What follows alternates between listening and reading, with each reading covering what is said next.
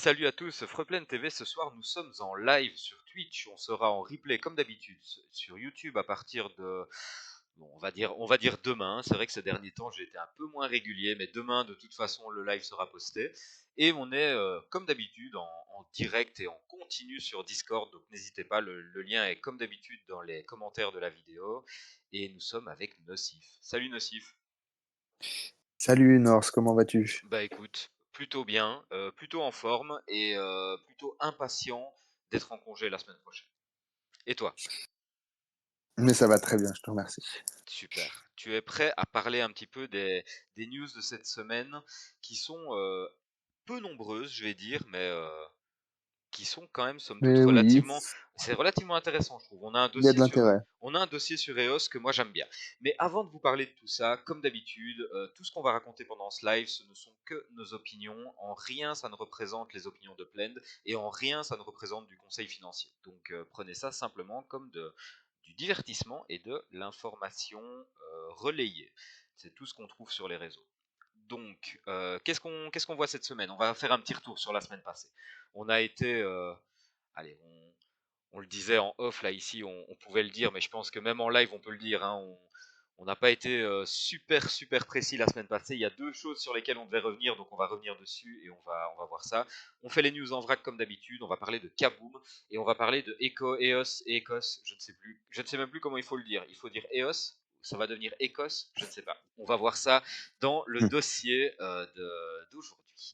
La semaine passée, qu'est-ce qu'on vous avait dit? On vous avait présenté un article de NFT News Today qui disait dans les grandes lignes que Upland arrive en masse, mais surtout qui nous donnait un chiffre de 5 millions de lend qui avaient été mintés sur Upland. Et on en avait douté. Avons-nous eu raison nocive d'en douter? Eh bien, j'ai fait le travail, j'ai été voir, faire un petit graphique, reprendre un petit peu le nombre total de propriétés de chaque ville, additionner tout ça, et on arrive à la modique somme de 4 254 929. Donc, on n'était pas en effet aux 5 millions de NFT de propriétés, mais on n'est quand même pas à des kilomètres non plus.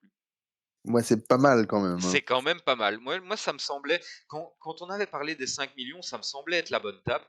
Et j'avoue que tu m'as fait douter. Et je suis content, en ayant fait le calcul, de tomber sur quelque chose. Bon, certainement, l'article a eu les yeux un peu plus gros que le ventre, mais 4 254 000 NFT, nocif. Oui, donc du coup,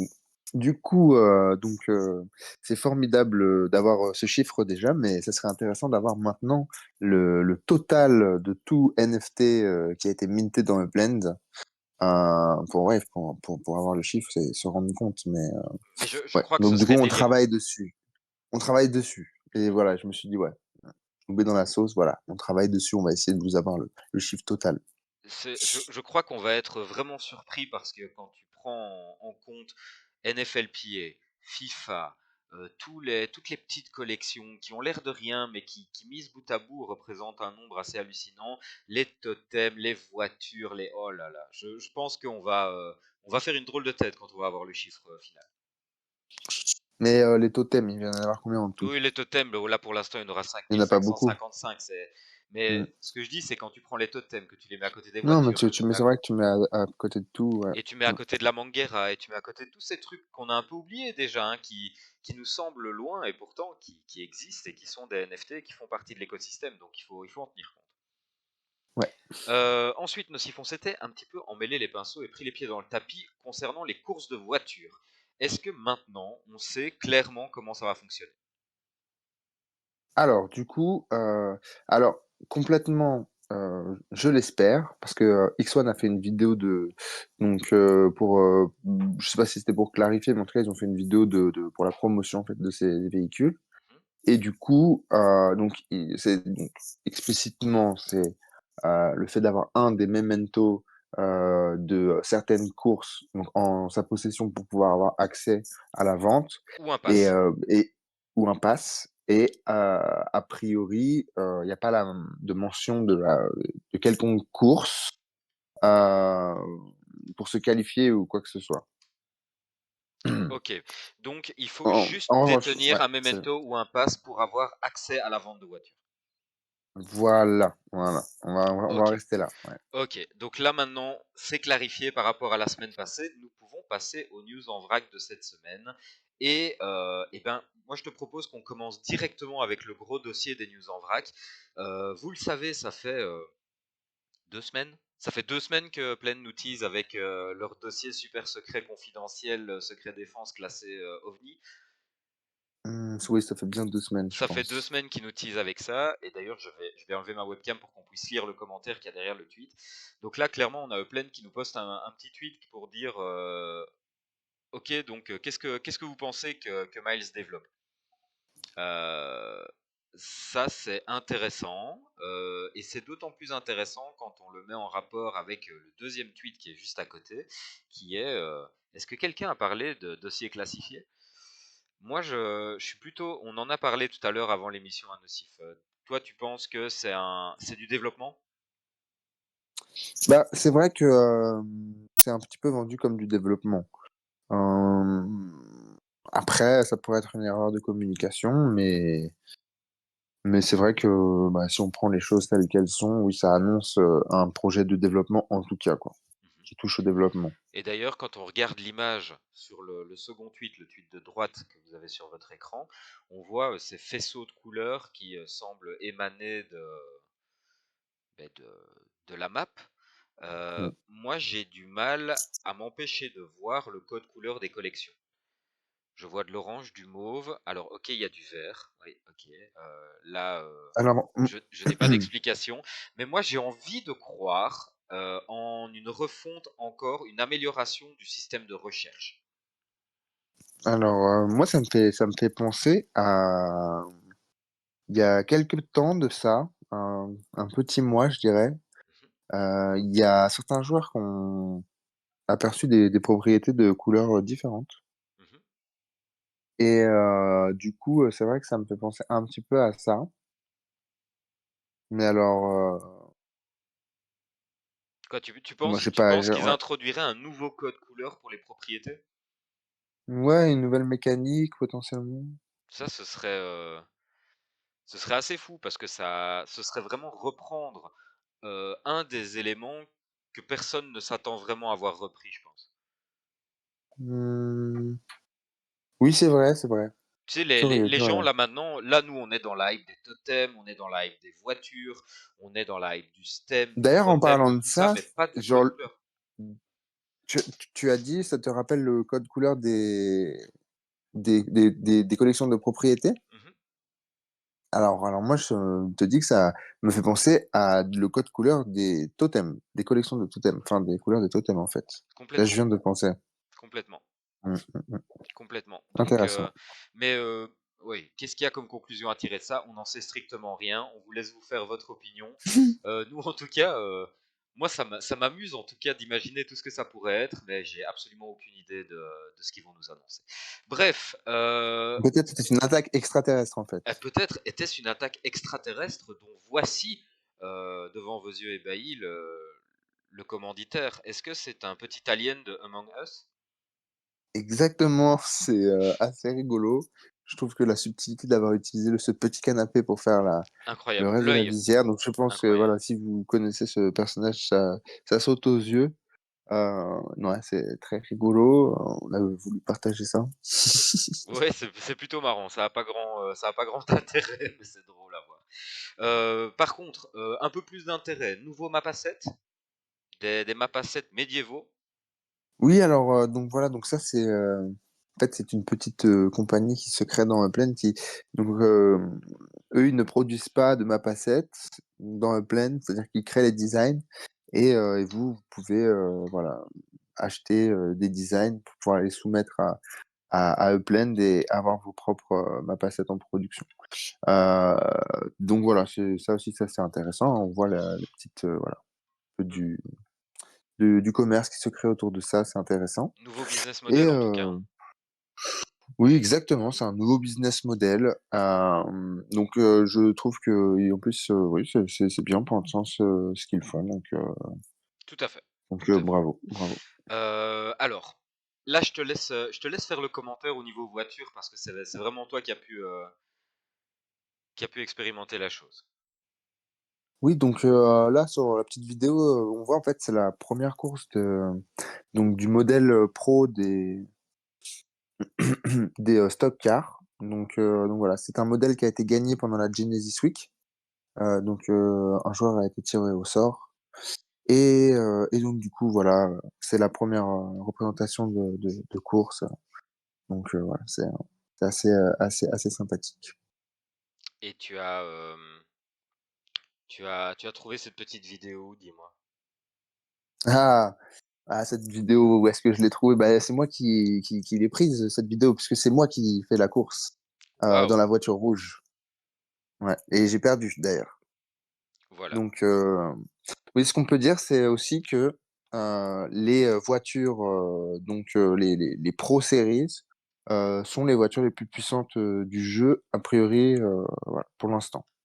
C'est vrai que on ça a pris un peu tout le monde de court puisque, c'est vrai que les capacités de la voiture, n'indiquaient pas forcément ça, mais voilà, dans des mécaniques un peu plus, voilà, compliquées voilà, ça sort ce résultat, donc c'est assez intéressant. Donc voilà, c'est les voitures les plus puissantes du jeu a priori, voilà. Tant qu'il y aura pas plus puissant, ça sera les plus puissances. Tant qu'ils sortiront pas la Formule 1, on pourra pas aller vraiment beaucoup plus haut que ça. Bon, bah écoute, c'est intéressant aussi. Bah, en Euh, réalité, pour pousser un petit peu plus loin, bah, en réalité, ça reste des voitures pas extrêmement puissantes, mhm. en termes voilà, de compétitivité dans la vie réelle. Donc, il va y avoir quand même beaucoup plus puissant. Pour arriver jusqu'à la Formule 1, il y a un gouffre, hein, quand même. D'accord, mais de toute façon, pour les courses telles qu'elles vont exister au début, alors je pense que la grande majorité des joueurs auront des véhicules qui ne seront même pas des stock cars à mon avis. Les stock cars, ça va déjà être une niche et une minorité parmi les joueurs. Et les vraies compétitions vont se faire entre personnes qui ont des voitures classiques, je vais dire, donc jusqu'au 1R, etc. Ouais, exactement. Et puis, du coup, maintenant, on voit avec les vitesses, on voit la vitesse des véhicules, donc on peut se rendre compte. Voilà, donc du coup, par exemple, une 1R, c'est une supercar, mais voilà, qui roule à 190 km/h de pointe en ce moment. On voit, bon, ça va encore être ajusté. Je pense que c'est Appian qui fait voilà, on est une sorte de bêta pour tout ça, mais n'empêche que, ouais, je pense que voilà, c'est pas des voitures, voilà, c'est des Ferrari du commerce, quoi. En gros. C'est une Ferrari du commerce. Exactement. Le Neighborhood Rating. Faisons le petit point chaque semaine, le petit point hebdomadaire sur le Neighborhood Rating. Je pense que cette semaine, ça vaut vraiment la peine qu'on en parle. Nocif, Alors, pourquoi je ça? te laisse ou tu es timide. Alors déjà, j'aimerais commencer par dire, je sais pas si tu as remarqué, mais j'ai update cette fiche parce que le classement a été updaté il y a pas très longtemps de ça, quelques minutes. Mhm, Et donc du coup, voilà, on voit que maintenant il y a un bon gap entre Monero et Saint James. Donc a priori, il reste plus que 3 jours, il y a de fortes chances que Saint James gagne la collection ce mois-ci. Donc c'est vraiment cool pour Saint James puisque complètement. bah, il y a 2 mois, c'était 100 et plus au niveau du classement. À mon avis, Grosse remontée. c'est quand même une des percées les plus violentes qu'il y ait jamais eu dans tous les quartiers. Bah, Enfin, c'est dommage. dans la courte histoire, hein.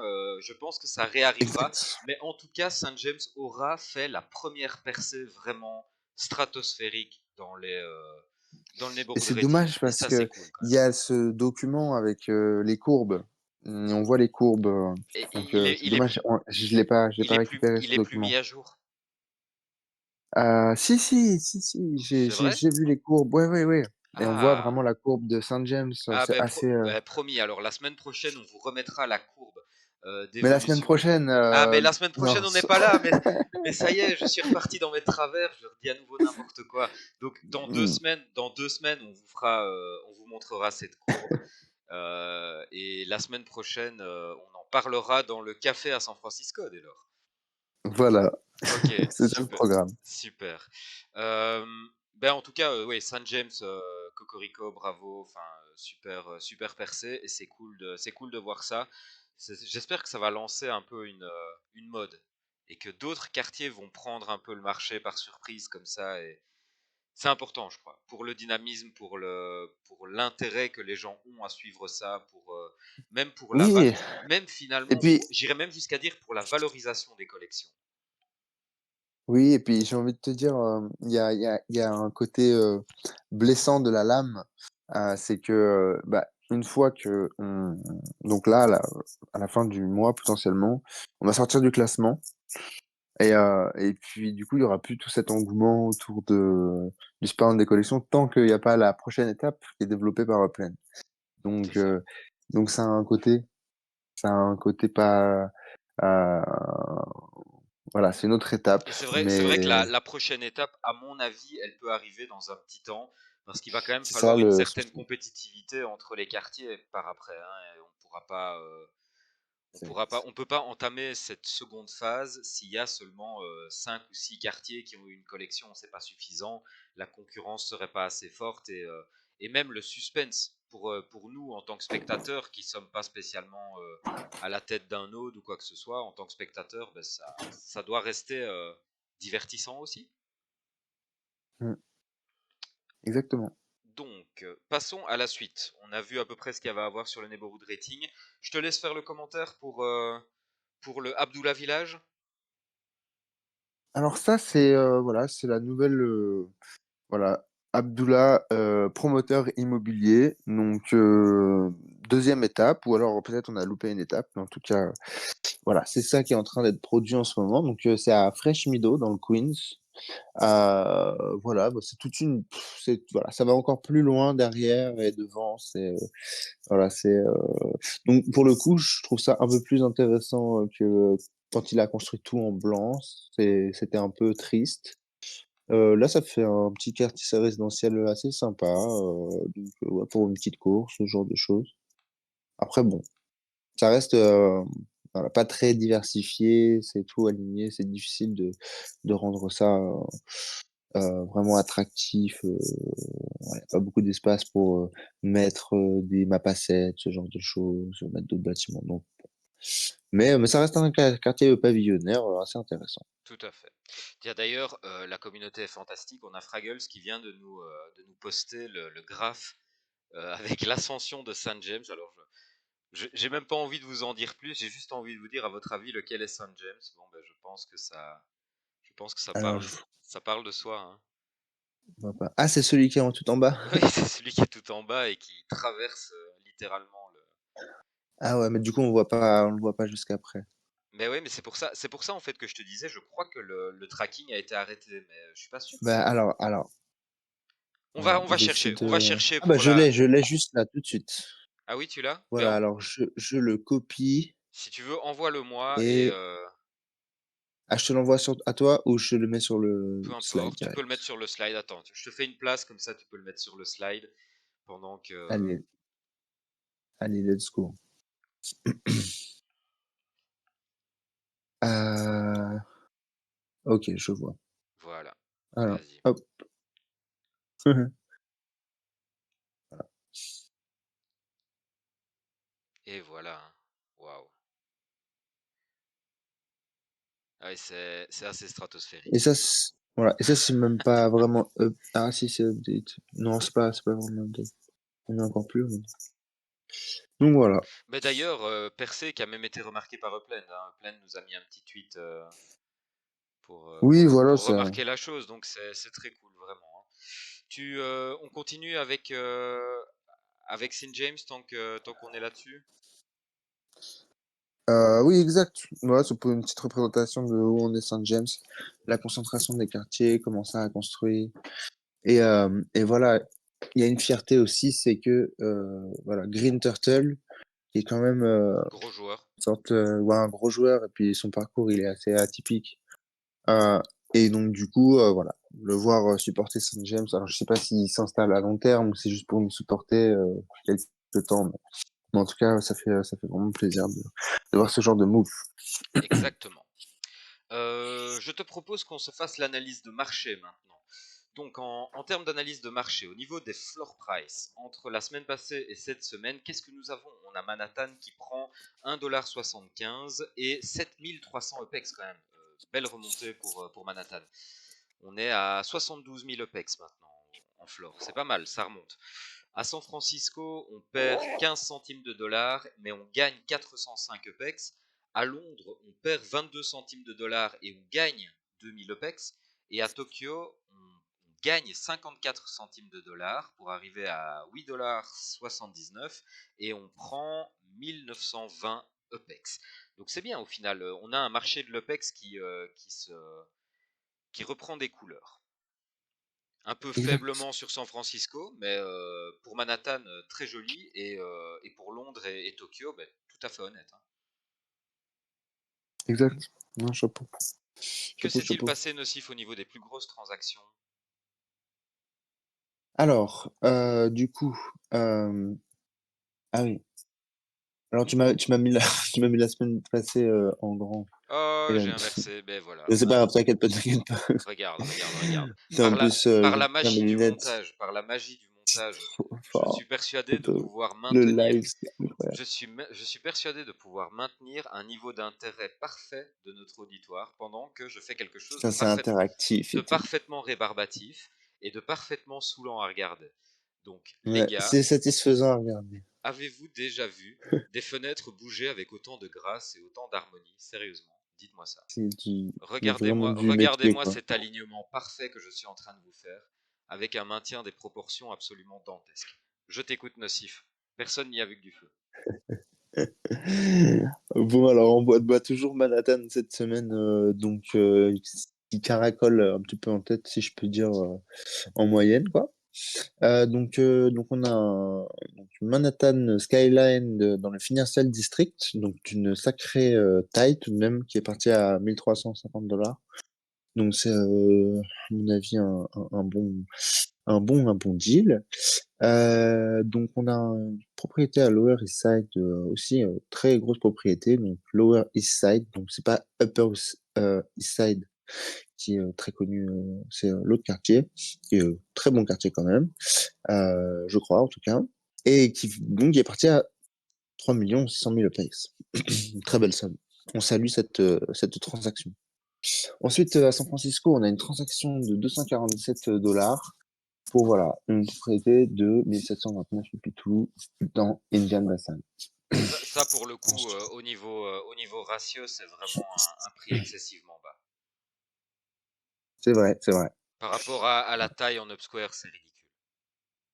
c'est vrai. Après, on a vu des propriétés comme ça partir un petit peu.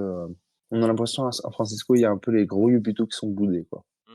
Ce qui est C'est un peu dommage parce que quand les bah, usines c'est vont vraiment intéressant pour prendre de d'autres. l'ampleur et bref, on va pas refaire Mm. le débat de l'upsquare, mais l'upsquare aura du sens à mon avis, ça c'est sûr.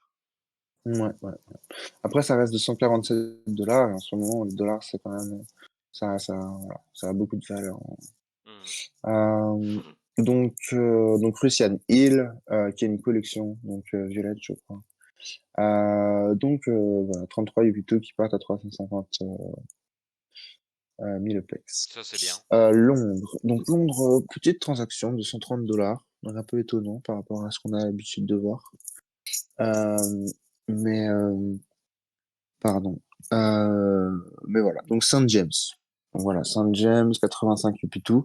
Alors, je me rends compte, en fait, alors que j'ai fait ce tableau, je me rends compte que cette transaction de Saint James est assez faible. Ça doit être du très undermint, à mon avis, Oui, pour je une si pense. grosse propriété. Ça doit être largement undermint. Ouais, là, à mon Donc avis, 85 t'es plutôt. à du Euh, 60% ou à du 50%. ouais, assez étonnant en ce moment. Ah Mhm. non, mais si, il y a encore pas mal de propriétés undermint au final. Donc voilà, Saint James en Apex aussi, c'est Saint James avec une propriété euh, qui est partie à 500 000 Apex.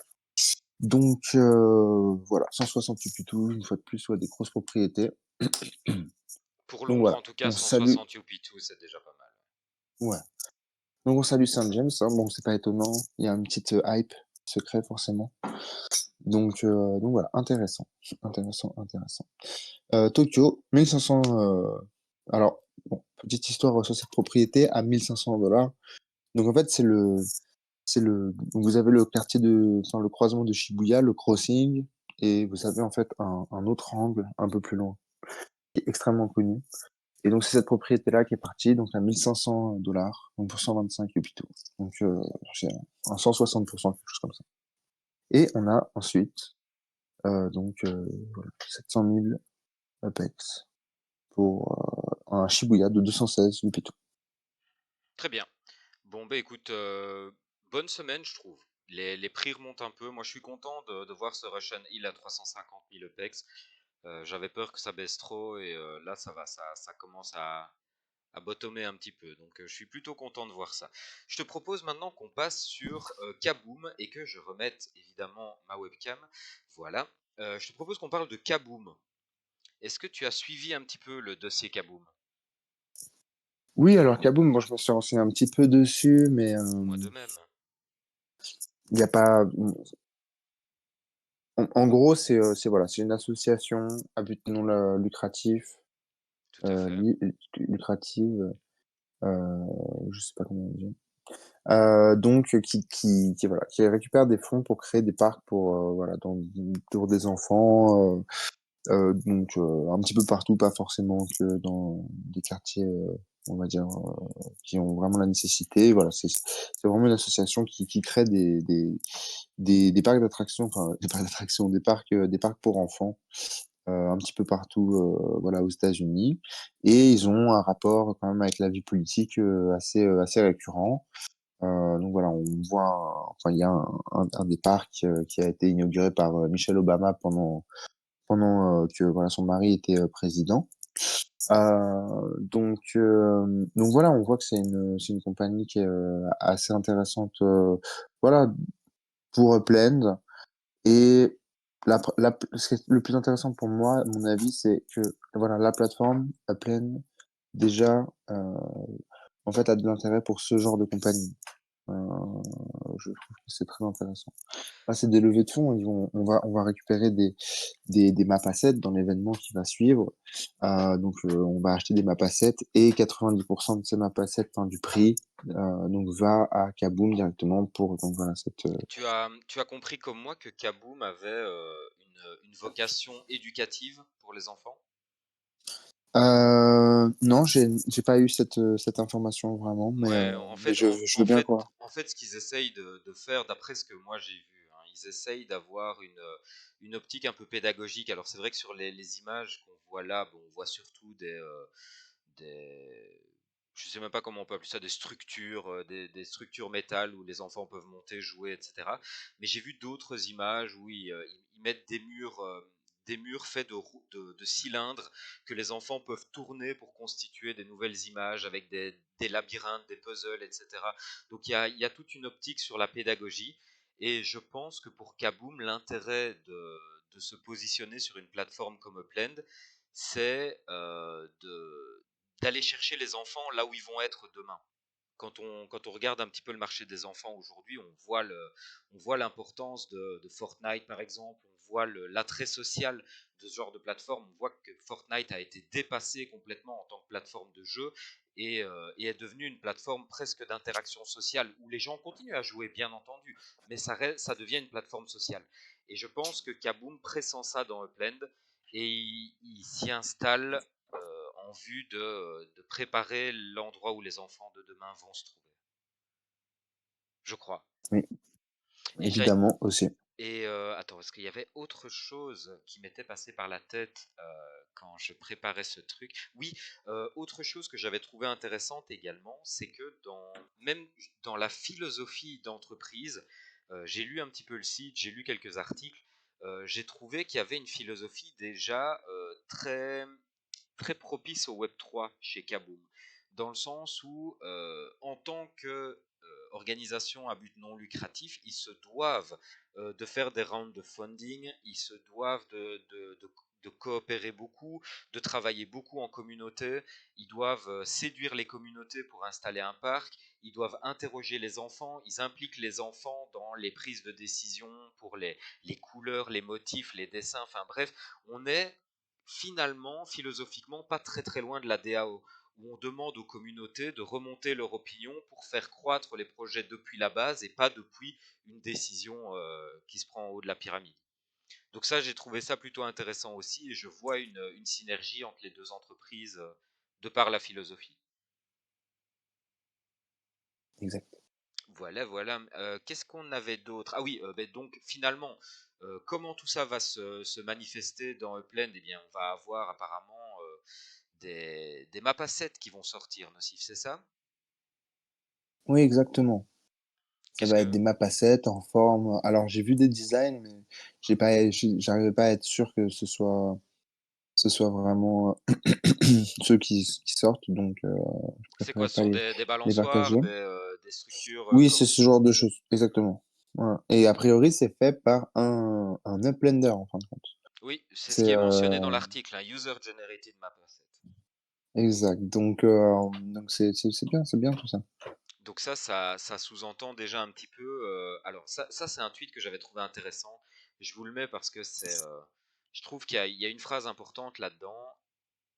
Upland nous poste un message en disant que Upland est en train de construire une niche de la philanthropie.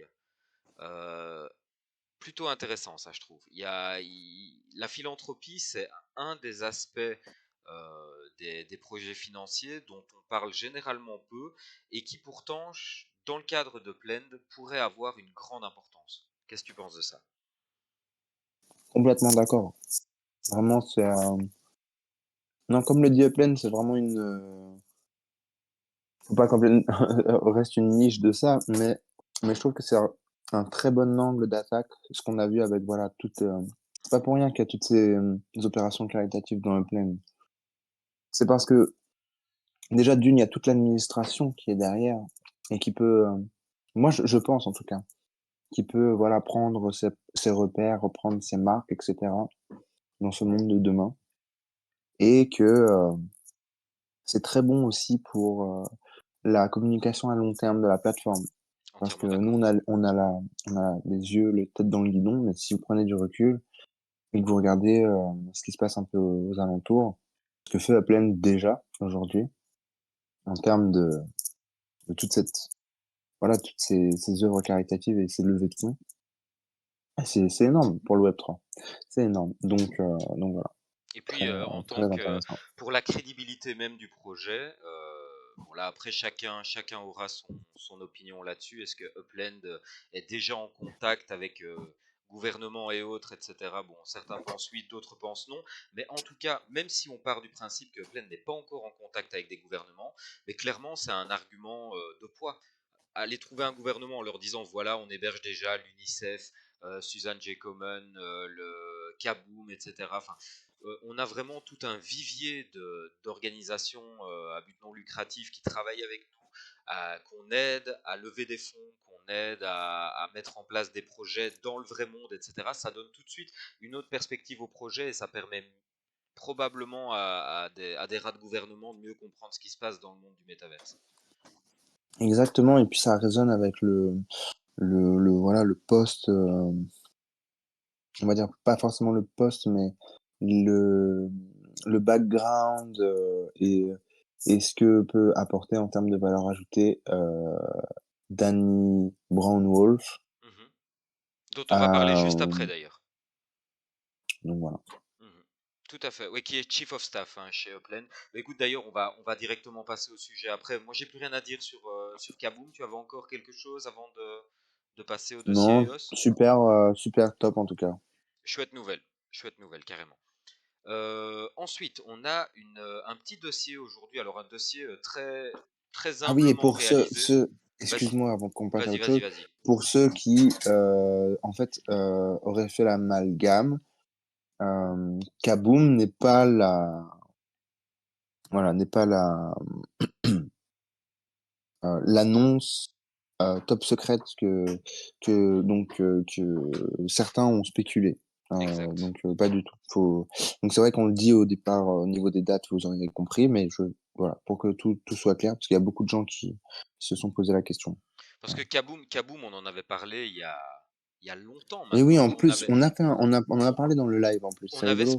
On avait spoté le compte et on vous l'avait montré. Mm. Et bon, Au Ouais, final, on plusieurs fois a en plus. plusieurs fois, il me semble aussi, j'avais pas Mmh. envie de le dire, mais il me semble aussi plusieurs fois. Bref, passons maintenant sur un petit dossier, alors humblement réalisé, vraiment. On a vu passer l'info, il n'y a pas énormément de choses à dire là-dedans, mais le peu de choses qui ont été dites, je pense que ça vaut vraiment la peine de les relayer parce que ça donne une belle perspective sur Upland également. Surtout, maintenant qu'on vient de parler de Kaboom, de non-profit, d'organisation à but non lucratif, je pense que ça a complètement du sens de parler de ça. Que se passe-t-il pour l'instant sur EOS Network? Alors, il y a un partenariat qui a été lancé avec une boîte qui s'appelle Aerial et avec Upland. Donc, bon, rien que de ce côté-là, ça vaut la peine d'en parler. Aerial, qu'est-ce que c'est? C'est une entreprise apparemment qui permet de faire de la compensation d'empreintes carbone. T'as regardé un petit peu, toi, ça, Nocif, ou pas du tout? Alors aériel, je pourrais pas te dire grand-chose sur l'aérienne. Ok, donc en fait, ce qu'ils font à Aerial, c'est qu'ils font de la compensation de crédit carbone. Ils te permettent par des investissements et par du financement de différents projets Mmh. de compenser tes productions en CO2. Donc en Ouais, fait, donc en fait, c'est des ils compagnies investissent. qui achètent des voilà, des hectares de forêt amazonienne, par exemple et Alors ça, c'est une des manières de voir la chose. La deuxième manière de voir la chose, en fait, c'est de satisfaire aux objectifs qui ont été fixés par l'ONU en 2015. Alors ça s'appelle donc les Sustainable Development Goals, donc les objectifs de développement durable. Et donc ça se passe sur plusieurs fronts. Ici, vous avez les 17 fronts qui sont renseignés. Tu disais que ça passait par de l'achat de forêts amazoniennes, etc. Mais pas que. Ça finance également les entreprises low-tech, ça finance toutes les entreprises qui mmh, ont un bilan positif en carbone, ça finance finalement beaucoup de choses. Et j'ai pas encore vraiment été creusé là derrière, mais je pense qu'il y a énormément de business qui rentrent dans ces cadres-là et qu'il faut pas juste résumer ça à des achats de forêts amazoniennes. Mais je suis content que tu le dises parce que c'est exactement ce que je pensais avant de commencer à m'intéresser à ça. Je m'attendais donc top. exactement à des achats de forêts amazoniennes, à des boîtes qui vendent, qui louent même de l'exploitation, de la production. Enfin bref, ok, d'accord. On n'est pas forcément là-dessus, on est sur quelque chose d'un peu plus large et d'un peu plus massif que ça.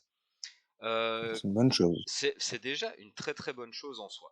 Donc là ici, le projet pour EOS en tout cas, c'est d'arriver à avoir une compensation à hauteur de 3 fois ce qu'ils produisent. Donc si EOS produit 1, eux ils veulent compenser de 3. Donc enlever 3 fois plus de gaz carbonique que ce que eux n'en ont apporté. Voilà, pour le dire un peu clairement. Ça, c'est le projet de la blockchain EOS pour l'instant, c'est de devenir la première blockchain à solde nul en termes d'émissions de gaz carbonique.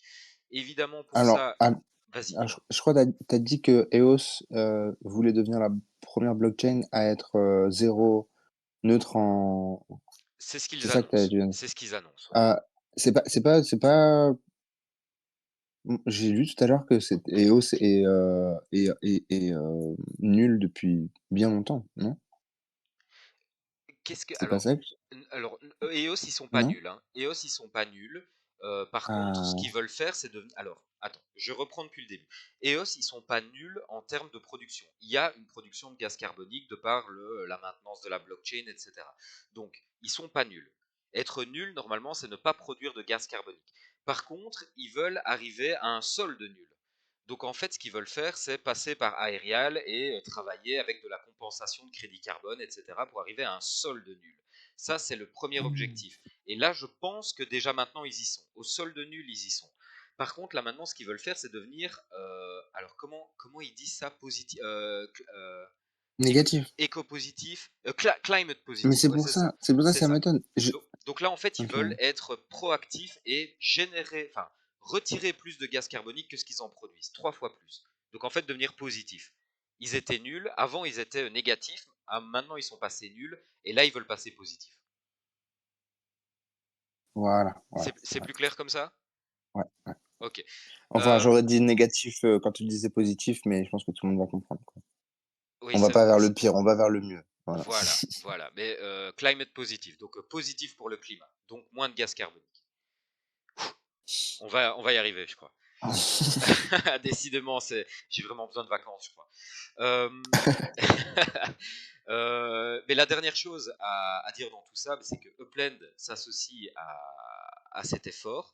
Il faut savoir que Upland est très, très soucieux de l'environnement depuis le premier jour. Ça a été confirmé par Danny Brown-Wolf, dont tu parlais à l'instant, dont on a parlé il y a une semaine ou deux. Elle faisait partie du top 150 des femmes les plus influentes du Web3, tu te souviens? Ouais, c'est ça. Danny Ben, Brownwolf, top 150 des femmes les plus influentes voilà. du Web3. Donc clairement, ça a l'air d'être elle qui est à l'origine de ce partenariat et de cette communication-là. Donc en tout cas, très bel accomplissement pour elle. Je pense que c'est une très bonne chose de partir sur ce genre de narratif.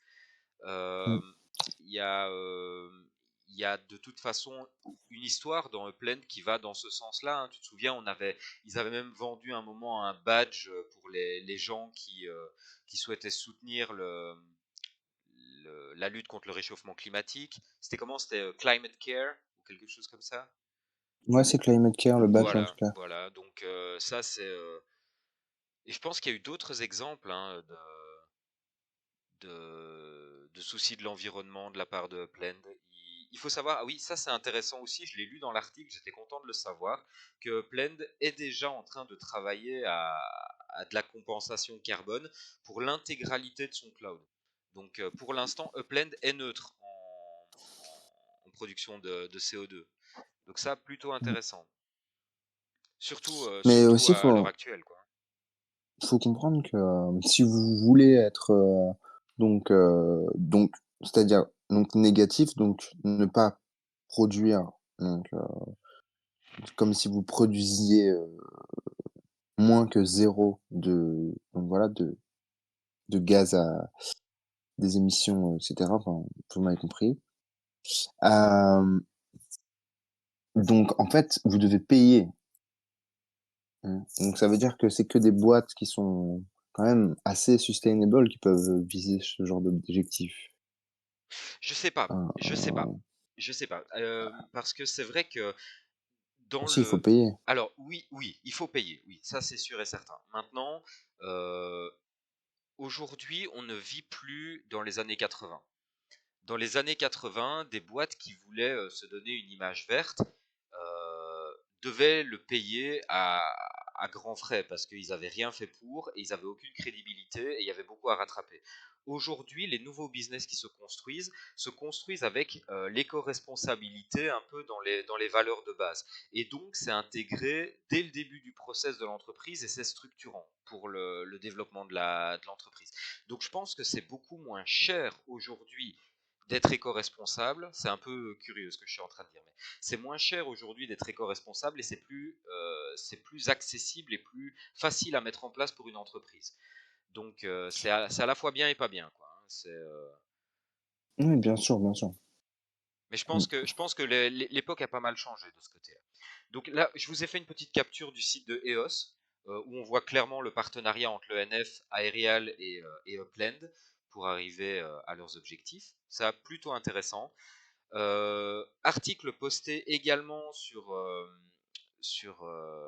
EOS, sur le site de EOS, avec citation de Plend, etc., explication de tout ce que je viens de vous expliquer, des tenants et des aboutissants de la collaboration. Donc beaucoup de projecteurs finalement sur Upland qui n'en a pas vraiment besoin sur le site de EOS, mais bon, vous comprenez ce que je veux dire, c'est quand même toujours une bonne chose de voir le nom de Plaine qui apparaît. Et alors là, j'ai mis le tableau au cas où, si certains d'entre vous s'y connaissent et ont envie de vérifier les informations. Personnellement, j'ai fait très peu de recherches là-dessus, mais j'ai un tableau des émissions de CO2 par année en fonction de différents domaines. Donc on a la première colonne qui représente EOS avec 242 tonnes, puis après on a Ethereum, Visa, le gaming au total, le minage de l'or. La dernière colonne, c'est le minage de l'or. 126,6 millions de tonnes par rapport à 242 tonnes pour EOS, pour le fonctionnement de la blockchain. Alors, je ne sais pas trop comment mettre ça en perspective. Moi, j'ai regardé combien de CO2 produit une voiture, par exemple, et j'ai trouvé comme chiffre un peu simplifié 2,5 kg par litre d'essence consommée. Alors ça dépend des carburants, etc. Si vous allez fouiller, vous allez vite. Attends, t'as dit quoi? 2, non, J'ai t'as dit trouvé 2,5 kg de CO2 produits par litre de carburant. non, c'est pas possible. Écoute, je n'ai aucune idée de ce sur quoi je suis tombé. Donc voilà, si vous, ça vous parle, tant mieux. Jetez un petit coup d'œil. En tout cas, Ah, peut-être c'est tout le process de l'essence et tout par litre. alors, c'est exactement ce que j'ai pas creusé. Je pense pas que ce soit OK. uniquement la voiture qui, en avançant, crée 2,5 kilos. Je pense que c'est le process d'extraction, de raffinage, d'envoi, de transport, de manutention, de stockage. Enfin, bref, t'as compris. Je suis pas tout à fait au point sur ces chiffres-là, mais en tout cas, ça nous donne une idée, par exemple, par Mmh. rapport à Ethereum. C'est un domaine un peu plus proche. Et clairement, EOS est à 242 tonnes comparé à Ethereum qui est à 870 tonnes. Par contre, là, j'ai envie de Mais dire Ethereum et EOS, c'est pas la même utilisation, c'est pas le même nombre c'est d'utilisateurs. exactement ce que j'allais dire, hein. Donc, est-ce que ça a été reporté par utilisateur? Enfin, EOS, les gars, c'est pas ultra clair, quoi. Donc, voilà. Euh, Ça vous donne en tout cas un peu de data à creuser si tout ça vous intéresse et si vous avez envie d'en savoir plus. Après, Euh, tu as vu, il y a écrit en dessous, l'énergie consommée annuellement en kilowattheure ou je sais pas quoi. Et là, par contre, je crois que le ratio, il est bien différent d'Ethereum. alors, Bon. encore une fois, tu sais pas exactement parce que là, normalement, quand tu as une astérisque comme ça, tu es d'accord avec moi que cet astérisque devrait se retrouver quelque part et faire allusion à quelque chose. Une Astérix? Où ça?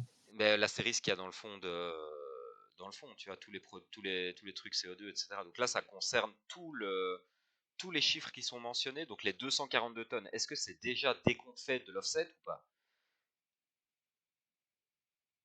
Making the network climate positive. Je suis paumé du coup. Tu vois, on n'en sait rien au final. À mon avis, ça ce sont les chiffres sans que les décomptes soient faits. Et donc, à partir du moment où ils appliquent leur offset et où ils travaillent avec Aerials probablement, ils doivent arriver à un chiffre négatif là. Donc, si on part sur du x3, ils devraient arriver à moins 484 tonnes de gaz carbonique produit. Donc, 484 tonnes retirées dans l'atmosphère. Ça, c'est ce que moi je comprends. Mais je suis pas très au point là-dessus. En tout cas, ça vous donne un petit peu de data à aller creuser si ça vous intéresse. Je vous Non, disais ça va être ces 600, 600, enfin, c'est plutôt 750, 150 tonnes. mais je sais pas parce qu'il disait dans l'article qu'il voulait Ils veulent faire, parce qu'on est ils veulent déjà, retirer trois fois on est plus que ce déjà, qu'ils produisent. Donc en retirant trois fois plus que ce qu'ils produisent, tu arrives à moins mais 484. aujourd'hui, on est déjà à zéro. Ok, bah écoute, ça c'est, enfin, en tout cas sur ce genre de tableau, c'est difficile sans avoir vraiment un peu de perspective et un peu de commentaires des créateurs du tableau. Là ici, il est un peu sorti de son contexte, mais en même temps, même sur le site d'EOS, il n'a pas énormément de contexte, donc c'est compliqué de bien analyser ces chiffres.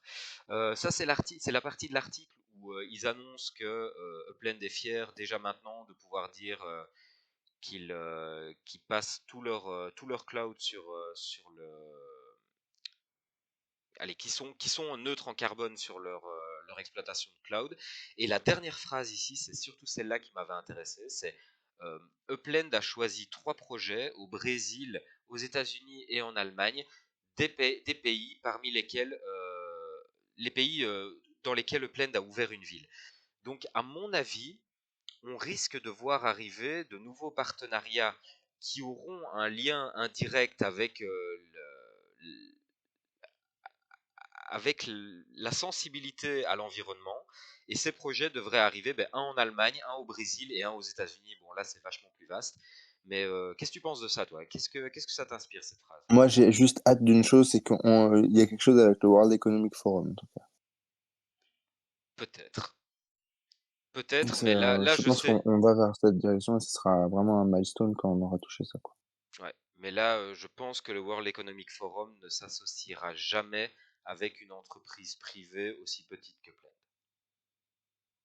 Oh, Oh non, c'est Enfin, associé à jamais, tellement jamais. de Attends, attends, compagnies. attends. Non, il y a Jamais, déjà des trucs jamais. qui sont C'est pas c'est très maintenant. grand, c'est très large. C'est pas maintenant que le World Economic Forum va s'associer avec Upland. Mmh. Upland est beaucoup trop petit pour l'instant.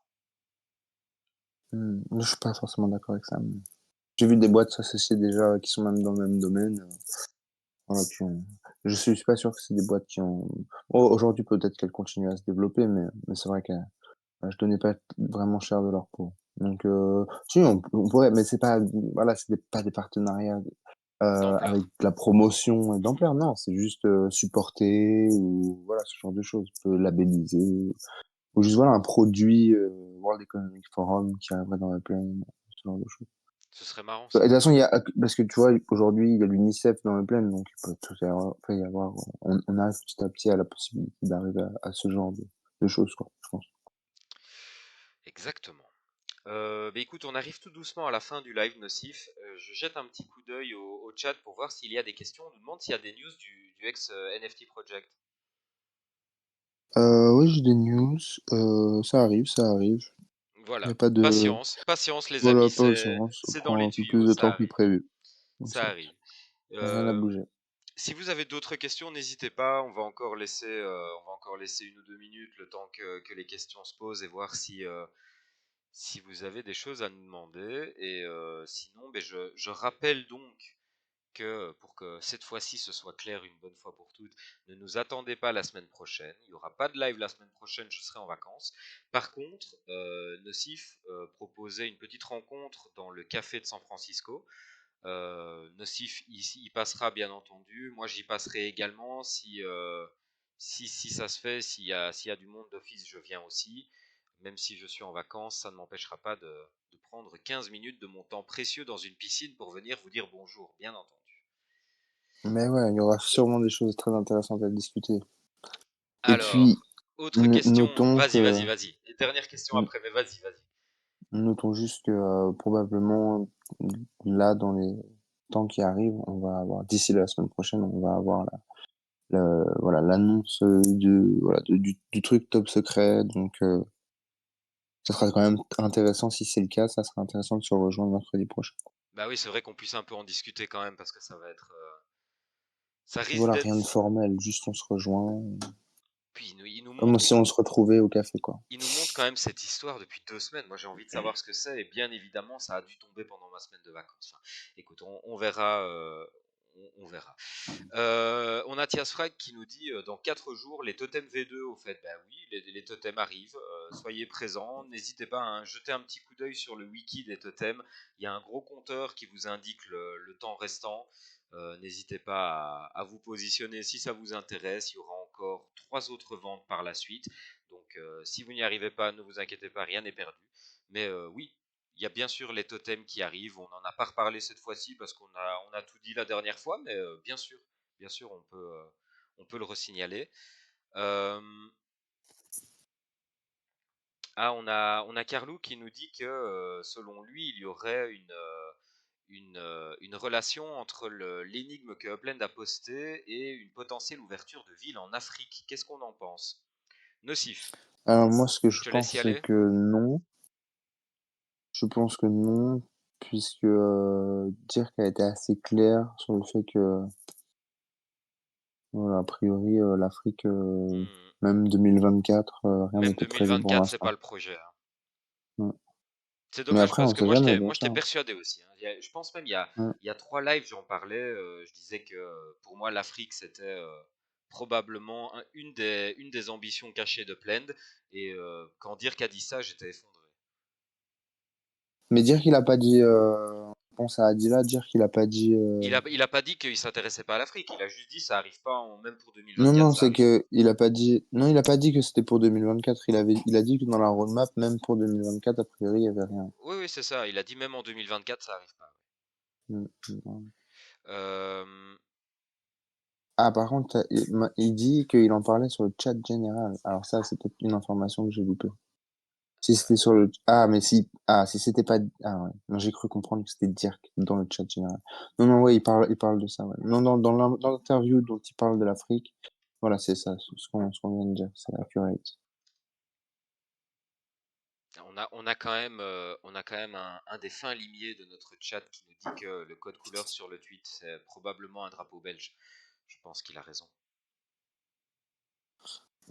C'est la Belgique. Et je C'est pense que Liège qui arrive. ah non, en fait, je pense que Upland va release l'intégralité de la Belgique et s'arrêtera définitivement là. Oh là, j'en sais tellement rien. Tout à l'heure, j'ai essayé de regarder la carte Ce serait pas une avec folie, ça, toutes tu sais, les qu'ils sortent, énigmes. qu'ils sortent un seul pays et qu'après ils Euh, arrêtent.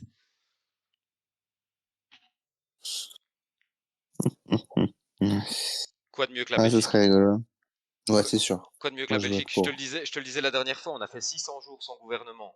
On est l'emblème même de la DAO. Enfin, c'est merveilleux. Non, vraiment fortiche. Vraiment fortiche. Go la Euh, Belgique. Mais écoute, je pense qu'on a à peu près fait le tour des questions du chat. Ouais, c'est vrai, on a Tiasfrag qui nous dit si ça s'arrêtait, qu'est-ce qu'on raconterait les mercredis dans les lives? C'est vrai. On parlerait politique belge et ce serait nul. Bref, je pense qu'on a fait à peu près le tour de tout ce qu'il y avait à dire pour cette semaine. Je vous dis pas la semaine prochaine en live. Par contre, on se croise dans le café à San Francisco. On garde 21h, Nocif. 21h, sounds good. Très bien, 21h la semaine prochaine dans le café à San Francisco. Si vous oubliez, vous inquiétez pas, sur Freeplan, je mettrai un petit rappel pour ça, pour que tout le monde soit au courant. Essayez qu'on soit un maximum. Passez une bonne soirée, passez une bonne semaine, passez 2 bonnes semaines même, et on se retrouve mercredi dans 2 semaines. Nocif, je passe en mode métaverse. Moi aussi. Parfait. Dans 2 semaines les gars, ciao à tous. Ciao, ciao. Ciao.